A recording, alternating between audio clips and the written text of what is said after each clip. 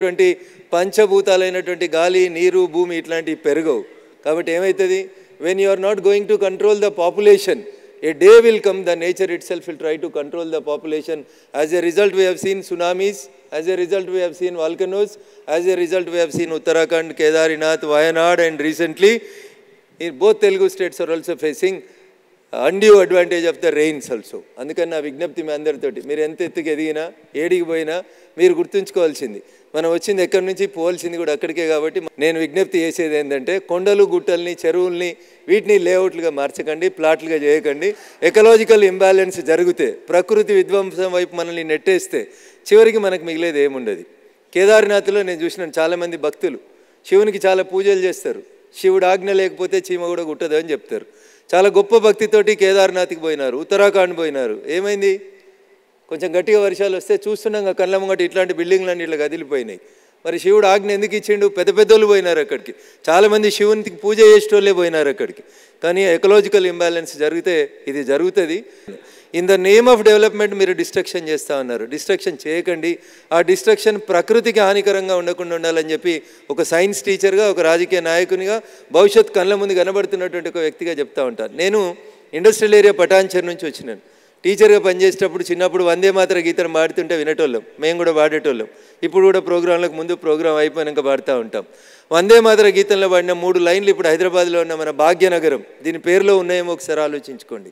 సుజలాం సుఫలాం మలయజ శీతలాం అని చెప్తాం సుజలం మర్చిపోండి ఏడికి పోయినా బాటిల్ నీళ్ళు తప్పితే మంచినీళ్ళు దొరికేటువంటి పరిస్థితులు లేవు చేదబావులు పోయినాయి ఎందుకు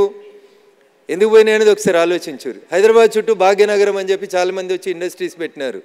ఏమైందో మీరంతా చూసినారు సుజలం పోయింది మేము చిన్నగా ఉన్నప్పుడు వాగులలో చలిమని ఇట్లా ఇసుకని పక్క జరిపి నీళ్ళు తాగి బతికేటోళ్ళం ఇలా మంచినీళ్ళ బాటిల్ తప్పితే వేరేది లేనటువంటి పరిస్థితి డెవలప్మెంట్ పేరిట వచ్చినటువంటి కెమికల్ ఇండస్ట్రీస్ మొత్తం గోదావరి నుంచి మొదలుకుంటే కృష్ణా దాకా ఏడ నీళ్ళు ఉంటాడో కంపెనీ వస్తుంది కంపెనీ అవుట్లెట్ వచ్చి దాంట్లో వస్తూ ఉంది యాజ్ ఎ రిజల్ట్ సుజలం పోయింది సుఫలం తిండి మంచి దొరుకుతూనే లేదు అన్ని పొల్యూటింగ్ అరటి పండ్లను కూడా కెమికల్స్లో పెట్టి పండిస్తున్నారని చెప్పి పండుగ మారుస్తున్నారు కాయనని చెప్తున్నారు సుజలం సుఫలం మలయజ శీతలం మేము చదువుకునేటప్పుడు చిన్నప్పుడు అరుగుల మీద పడుకొని బతికేటోళ్ళం ఇప్పుడు ఏసీలో కూర్చుంటే కూడా బతకలేనటువంటి పరిస్థితి వచ్చింది ఈడికిపోతే ఓ కంపెనీ వాసన ఆడికిపోతే ఓ కంపెనీ వాసన ఇంకో కంపెనీ వాసన I'm not against the industries in the name of industries don't break the ecological balance అనేది మాత్రమే నేను మీకు చెప్పదలుచుకున్నాను భవిష్యత్ అచీవర్స్ కాబట్టి ఇంకొంతమంది కొత్త అచీవర్స్ ఎవరైనా రావాలని కోరుకుంటే ఎకాలజీని కంట్రోల్ చేస్తూ పొల్యూషన్ని కంట్రోల్ చేస్తూ భావితరాల బతుకుల్ని దుర్భరం చేయకుండా ఉండేటువంటి రీతిలో మీ ఇన్నోవేషన్స్ ఉండాలని ఆ దిశగా మీరు అందరూ కూడా అడుగు పెడతారని ముందుకు పోతారని చిన్న స్థాయిలోంచి చిన్న కుటుంబాల్లోంచి ఒక గొప్ప స్థాయికి ఎదిగి ఒక గొప్ప పుస్తకంలో చోటు సంపాదించుకున్న మీరు మరింత గొప్పగా ఎదిగి ప్రపంచానికే మార్గదర్శనం చేసే రీతిలో ఎదగాలని ఎదుగుతారని మనస్ఫూర్తిగా కోరుకుంటూ ఈ అవకాశం ఇచ్చిన 10 టీవీకి మీకు అందరికీ కూడా ఈ 2 మాటలు మాట్లాడడానికి అవకాశం కల్పించిన 10 టీవీకి విన్న మీకు అందరికీ విన్న దీంట్లోంచి ఒక 2 మాటలను ఆచరణలో పెట్టాలనే సంపూర్ణమైనటువంటి విశ్వాసంతో పెడతారని మనస్ఫూర్తిగా నమ్ముతూ సెలవు తీసుకుంటా ఉన్నాను జై హింద్ జై భారత్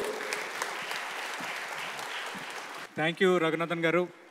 మనకి సూర్యకుమార్ యాదవ్ ఎలా 360 డిగ్రీ కోణంలో అన్ని వైపులా షాట్లు కొడతారో అలాగే